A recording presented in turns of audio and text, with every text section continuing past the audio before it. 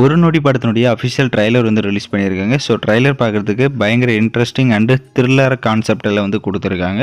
So என்ன concept அப்படி இருக்கும் அப்படின்ற மாதிரி எனக்கு தோணுதுன்னா, ஸோ நார்மலாக வந்துட்டு ஒருத்தர் வந்துட்டு கம்ப்ளைண்ட் பண்ணுறாங்க, என்னுடைய ஹஸ்பண்ட் வந்து காணோம் அப்படின்ற மாதிரி. ஸோ அது வந்து ஹஸ்பண்ட் வந்து யார் அப்படின்னா எம்எஸ் பாஸ்கர். ஸோ அவரை வச்சு தான் அந்த படம் வந்து டோட்டலாக வந்துட்டு இயங்குது. அவர் கையில் வந்துட்டு ஒரு 8 லட்சம் வச்சுருக்காரு. அது வந்து ஏடிஎம்லேருந்து எடுத்துகிட்டு வீட்டுக்கு போகிறதில்ல. ஸோ என்ன நடந்தது நடுவில், அந்த 8 லட்சம் அவரை கொன்னுட்டு 8 லட்சத்தை எடுத்துட்டாங்களா அப்படின்ற கான்செப்டும் இருக்குது. அது மட்டும் இல்லாமல் இந்த படத்தில் பார்த்திங்க அப்படின்னா சில பேர் வட்டிக்கு விட்டு சம்பாதிக்கிறாங்க. அவங்களில் வந்து சில பேர் வந்துட்டு வில்லனாக இருக்காங்க. அவங்க யாராவது கொலை பண்ணி அந்த அமௌண்ட்டை வந்து எடுத்துக்கினாங்களா அப்படின்ற பார்த்தியும் பார்த்திங்க அப்படின்னா இந்த படத்தினுடைய கான்செப்ட் இந்த ட்ரைலர் பார்க்குற மாதிரி இருக்குது.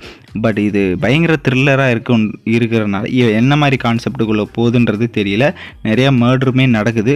அதுவும் பயங்கர சர்ப்ரைஸாக கொடுத்துருக்காங்க. கான்செப்ட் எதுவுமே ரிவீல் பண்ணலை. பயங்கர இன்ட்ரெஸ்டாக இருக்குது. வெயிட் பண்ணுவோம். ஏப்ரல் 26.